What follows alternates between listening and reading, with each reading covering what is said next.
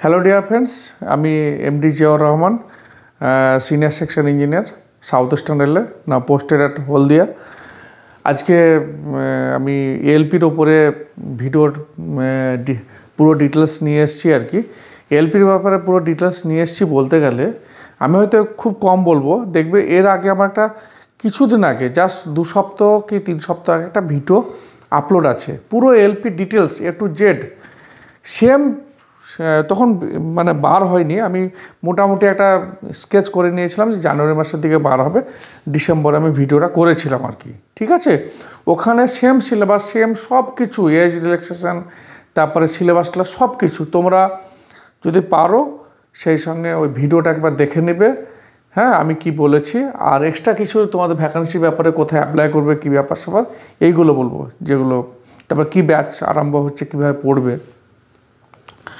আমাদের ইন্ডিয়ান রেলে টোটাল হচ্ছে অনেকগুলো আরআরবি আছে, সেই সঙ্গে ধরতে গেলে আমাদের প্রচুর ভ্যাকান্সি আগেবার বার হয়েছিল, সেই তুলনায় ভ্যাকান্সি কিন্তু অনেকটা কম, মানে ভাবতেই পারিনি আমরা ভ্যাকান্সি। কিন্তু কিছু তো করার নেই, আমাকে অনেকেই প্রশ্ন করছে, ফোন করছে, স্যার ভ্যাকান্সি বাড়বে কি, ভ্যাকান্সি কী হবে না হবে, কী ব্যাপার। দেখো ওইগুলোর দিকে এখন ধ্যান জ্ঞান না দিয়ে, হ্যাঁ, সেটা আরআরবি কী করবে, প্রতি বছরই করেছে মোটামুটি। পরীক্ষা নেওয়ার পর যেহেতু দীর্ঘ সময় ধরে এক্সাম নিচ্ছে না, 4 বছর পর 5 বছর পর রেল কী করে আমরা দেখে এসেছি, ওই প্যানেল থেকে কিন্তু ছেলে নিতে পারে আর কি। নিতে পারে, না নিতেও পারে, আবার নিতেও পারে, সেটা ডিপেন্ড করছে রেলের ভ্যাকান্সির উপরে। ঠিক আছে, তা যাই হোক, আমরা পড়াশোনা শুরু করে দেবো। হ্যাঁ, আমাদের পড়াশোনা পুরোদমে শুরু করব, ভ্যাকান্সির দিকে না তাকিয়ে আমরা জোর কদমে, আমার মধ্যে কোনো রকম খামতি যেমন না থাকে, আমি আমার 100% দিয়ে শুরু করব। কিভাবে শুরু করব, যেহেতু CBT 1 পুরোপুরি নন টেকনিক্যাল, এখানে থাকবে ম্যাথ, থাকবে জেনারেল সায়েন্স, থাকবে ম্যাথ আর জেনারেল সায়েন্সের ওয়েটেজটা বেশি থাকবে, তারপর জিআই থাকবে, তারপরে হচ্ছে তোমার জেনারেল স্টাডিজ থাকবে। এ হচ্ছে CBT 1, 75 নম্বরের পরীক্ষা হবে, 1 ঘন্টা টাইম থাকবে, তোমাকে ওটা কোয়ালিফাই করতে হবে। ধরো কোনো আরআরবিতে 200 ভ্যাকান্সি আছে, 200 এগেনস্টে 15 টাইমস, মানে 3000 ছেলেকে তোমার ওখানে কল করবে CBT 2 এর জন্য। CBT 2 এর কী সিলেবাস আছে, CBT 2 হচ্ছে টোটাল হচ্ছে 175 নম্বরের পরীক্ষা হবে, 100 নম্বর নন টেকনিক্যাল। CBT 1 এর যে সিলেবাসটা ছিল প্রায় সেম সিলেবাস, খালি ওখানে science, basic science and engineering বলে ওখানে যোগ হবে। কিছু কিছু জিনিস আছে, কম্পিউটার লিটারেসি আছে, তারপরে ড্রয়িং আছে, এগুলো আমি আগের ভিডিওতে পুরো তোমাদের ডিটেলস আমি সব কিছু বলে দিই, প্লিজ তোমরা ভিডিওটা দেখে নেবে। আর যেটা বলার বিষয় হচ্ছে, ওই এখানে পার্ট বি যেটা আছে, পার্ট বিতে হচ্ছে এখানে 75 নম্বরের কোশ্চেন। তোমার টেকনিক্যাল, তুমি যে টেকনিক্যাল চুজ করবে, এখানে এজ হচ্ছে অনেক নিয়ে আছে, এজের ব্যাপার। এখানে 30 ইয়ার্স এজ কিন্তু বাড়েনি। জেনারেল ক্যান্ডিডেট হচ্ছে 18 থেকে 30-এর মধ্যে। মেকানিক্যাল, ইলেকট্রিক্যাল আর ইসি, ইলেকট্রনিক্স, এই রিভেলেন্ট ITI-গুলো বসতে পারবে। মেকানিক্যাল যারা আছো, আমার অ্যাডভাইস, আমার উপদেশ হচ্ছে, মেকানিক্যাল যারা আছো তোমরা হিট ইঞ্জিন নিয়ে নাও, হিট ইঞ্জিন। ইলেকট্রিক্যাল যারা আছো ইলেকট্রিশিয়ান, আর ইনস্ট্রুমেন্ট মেকানিক যারা আছো, ইলেকট্রনিক্স যারা আছো, এখানে যে এটা আছে আর কি,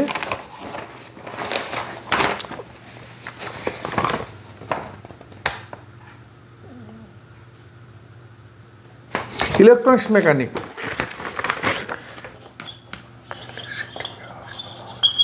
মেকানিক, এইগুলো তোমরা চুজ করো। ফর্ম ফিল আপের সময় এগুলো লাগবে। এই যে তোমরা পার্ট বিতে দেবে, 75%, মানে টোটাল 75খানা কোয়েশ্চেন থাকবে MCQ, এর মধ্যে 35% তোমাকে না পেলে, কোয়ালিফাই না করলে তোমার খাতা দেখা হবে না। মানে তুমি যদি এখানে 100-র মধ্যে যদি 99 পাও, তাহলে এখানে রিজেক্ট হয়ে যাবে। তাই লক্ষ্য রাখতে হবে, নন টেকনিক্যাল দিয়ে মাথা খারাপ করছে, সব ঠিক আছে, দরকার CBT 1 এর জন্য নন টেকনিক্যাল দরকার। অনেক ছেলেপিলে লাস্টবার অনেক ছেলেপিলে কোয়ালিফাই করেছিল, CBT 2 এ পার্ট বি এর জন্য কোয়ালিফাই করতে পারেনি। কেন? যে গুরু ধরেছিল, যে দাদা ধরেছিল, নন টেকনিক্যাল পড়াই না, নোট দিয়ে ছেড়ে দেয়, তুমিও বাড়িতে পড়োনি, হ্যাঁ, এই নিয়ে কী হয়েছিল, সিবিটি ওয়ানে পাস করে গেছিলো, সিবিটি কিন্তু এগুলো কোয়ালিফাই করে অনেক স্টুডেন্ট আমার দেখাশোনা অনেক স্টুডেন্ট এগুলো কোয়ালিফাই করতে পারেনি। কেন, যেখানে ধরো গ্রুপ ডি ট্রেনিং দেওয়া হয়, যেখানে ওই কলকাতা পুলিশের ট্রেনিং দেওয়া হয়, সেখানে ইলেকট্রিক্যাল মেকানিক্যাল কি পড়াবে, সেখানে গেছে অনেক স্টুডেন্ট গেছে আবার ফিরে এসছে। হ্যাঁ, এরকম অনেক স্টুডেন্ট উদাহরণ আছে, ফিরে এসছে, তারা কিন্তু আবার এখানে আমার কি হচ্ছে ওই এগুলো ডিসকোয়ালিফাই করেছে, চাকরি পায়নি। ঠিক আছে, তাই আমার লক্ষ্য রাখতে হবে, সেই সঙ্গে সঙ্গে আমাকে এই যে অপশনাল পেপারগুলো আছে, এই তুমি যদি এখন টোটাল টাইম যদি ধরো 8 ঘন্টা যদি পড়ো 8 আওয়ার্স, যে পেপারটা নিবে তুমি, কেন এই সিবিটি-1 পরীক্ষা হয়, সিবিটি-2 বেশি দিন টাইম থাকে না, তুমি এখানেও হিট ইঞ্জিন কিংবা ইলেকট্রিশিয়ান এগুলো কিন্তু নোটস নিয়ে পড়াশোনা শুরু করে দাও। যদি আমাদের কাছে আসো তোমরা গাইড পেয়ে যাবে, এগুলো মিনিমাম তোমার মাসে 1-2 ক্লাস পাবে এখানে। ঠিক আছে, এইগুলো গাইড করা হবে। আর আমাদের অফলাইন অনলাইন ব্যাচ শুরু হচ্ছে এএলপির জন্য। আমরা 4 মাস টাইম ধরে আমরা একটা স্যাররা মিলে একটা গাইডলাইন তৈরি করেছি। 4 মান্থের জন্য একটা গাইডলাইন করেছি অফলাইন অনলাইন। অফলাইন ক্লাস হচ্ছে রবিবার আমাদের ক্লাস হয় 10:30 থেকে 5টা পর্যন্ত। অনলাইন হচ্ছে রাত্রিবেলায় ক্লাস হবে, রাত্রি 8টা থেকে 10টা পর্যন্ত। তোমরা অতি সত্ত্বর যোগাযোগ করো। আর এএলপি বার হয়েছে মানে এরপর টেকনিশিয়ানও বার হবে, জুনিয়র ইঞ্জিনিয়ারও বার হবে। যাদের চশমা আছো এলপি দিতে পারছো না, তোমাদের জন্য এমনও হতে পারে, এটা খুশির খবর হতে পারে যে যেই বার হচ্ছে যেই জন্য তৈরি হয়। তোমরা ভেবো না যে এত স্টুডেন্ট এলপি পেয়ে যাচ্ছে আমরা পাচ্ছি না হ্যান ত্যান। হ্যাঁ, কোথায় এলপি কোথায় জুনিয়র ইঞ্জিনিয়ার, অবশ্যই ডিফারেন্স আছে, কিন্তু কিছু না পাওয়ার তুলনায় কিছু পাওয়া ভালো। তাই সেই জন্য যারা এলপির জন্য পড়াশোনা করছো, হয়তো আমাকে এলপি হলে ভালো হয়, তোমরা এই গাইডলাইন ফলো করবে, চাকরি পেয়ে যাবে।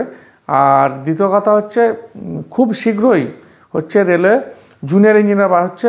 জুনিয়র ইঞ্জিনিয়ারে তো কত সাকসেস হয়েছে আমি পিডিএফ দিয়ে দিচ্ছি, অনেকে হয়েছে তাদের ফোন নম্বরও দিয়ে দিচ্ছি।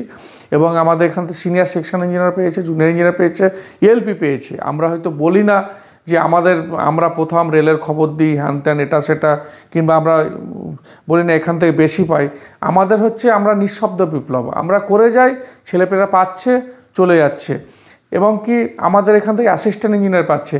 দেখা তো কোনো কোচিং সেন্টার এইভাবে একটা বিটেক ছেলেকে আমি অ্যাসিস্ট্যান্ট ইঞ্জিনিয়ারকে চাকরিতে ঢুকিয়ে দিলাম, তাকে রেডি করে দিলাম। ঠিক আছে, তার লক্ষ্যে পৌঁছানো হচ্ছে, সে বিটেক করেছে, তাকে অ্যাসিস্ট্যান্ট ইঞ্জিনিয়ার। ঠিক আছে, কিছু করার নাই, এটাও তোমরা পরীক্ষা যারা দিবে দাও, আমরা আছি তোমাদের পাশে। আমাদের সাইকো যে টেস্ট হয় তোমাদের CPT-2 এর পরে, আমাদের অঞ্জন স্যার আছে সাইকো স্পেশালিস্ট, উনিও সাইকো করাবেন। অনেক ছেলেপেলে আমাদের সেন্টার থেকে, অনেক ছেলে মেয়ে আমাদের সেন্টার থেকে এলপি পেয়েছে, লাস্টবার উনি সাইকো করিয়েছেন। হ্যাঁ, তা এই নয় যে সাইকো এইখানে পড়বো, সাইকো অন্য জায়গায় করতে যাবে, এরকম ব্যাপার কিন্তু নয়। ঠিক আছে, সব কিছু পেয়ে যাবে তোমরা। আর নোটস একদম পুরো মানে থিওরি এমসিকিউ এইভাবে নোটস তোমাদের জন্য রেডি হয়েছে। অনলি ফর এলপির জন্য একটা নোট তৈরি করা হয়েছে আলাদা করে, টিচাররা মিলে করেছে, তোমরা পেয়ে যাবে। তো এই হচ্ছে সর্বোপরি হচ্ছে এলপিটা তোমরা ফিল আপ করো, দরকার হলে ফিল আপ দেরি করে করো, একটু দেরি করে করো। তুমি নিজেকে ভেবে নাও কোন জুনে করবে। হ্যাঁ, এই একটা ভালো কোশ্চেন, তুমি কোথায় করবে, কোন জুনে করবে। দেখো, অনেকে ভাবছে এখানে আমার বিলাসপুরে প্রচুর সিট আছে, মালদাতে কম আছে। হ্যাঁ, অনেকে ভাবছে মালদায় আমি চলে যাই, একা মেরে দেবো। অনেকে ভাবছে বিলাসপুরেতে কেউ হয়তো সেই তুলনায় হবে, সেটা ব্যাপার নয়। তুমি প্রিপারেশান নাও, প্রিপারেশান ভালো তৈরি করে ভালো, মোটামুটি কাছাকাছি জায়গায় করে দাও। প্রিপারেশান থাকলে তোমার হয়ে যাবে। ওইটা ফ্যাক্টর খুব একটা কাজ করে যে আমি রাঁচি গেলে আমার ভালো হবে, আমার হলে ভালো হবে, এই হলে এখানে বেশি সিট এখানে কম সিট। যেখানে বেশি সিট সেখানে কম্পিটিশানও বেশি, যেখানে কম সিট সেখানে কম্পিটিশানও কম। সেই জন্য আমার মনে হয় বাড়ির কাছাকাছি ফর্ম ফিল আপ করাটা ভালো হবে, তোমার চাকরি করতে সুবিধা হবে, এই হচ্ছে ব্যাপার। আর আলটিমেটলি অনেকেই যারা বিটেক আছো ভালো, যে এই জন্য জুনিয়র ইঞ্জিনিয়ারের জন্য পড়াশোনা করছো, তোমরা কাছাকাছি দিয়ে দাও। ব্যাপারটা তোমাদের তো এরপর জুনিয়র ইঞ্জিনিয়ার টার্গেট থাকবে না, সেই জন্য এটাকে নিয়ে এই মুহূর্তে অত না ভাবলে হবে। কিন্তু যারা অনলি ফর এলপির জন্য পড়াশোনা করছো, তোমার একটা ভাবনা চিন্তা করে সিটটা ফিল আপ করো, কিন্তু ওই ক্যালকুলেশনটা অতটা করার দরকার নাই যে আমি এখানে করব, এখানে গেলে হবে। মোটামুটি কাছাকাছি দেখে করে দাও, এটা আমার অ্যাডভাইস। আর হচ্ছে আমরা প্রচুর মক টেস্ট বানিয়েছি, আমাদের পুরোপুরি নন টেকনিক্যাল ক্লাসটা ম্যাক্সিমাম হয়ে যাবে এলপির জন্য।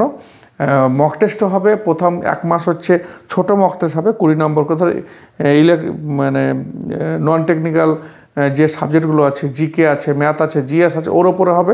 এরপরে নেক্সট মান্থ থেকে ফুল লেন্থে 75 নম্বরে মক টেস্ট হবে এবং তার ডিসকাশন ক্লাস পাবে।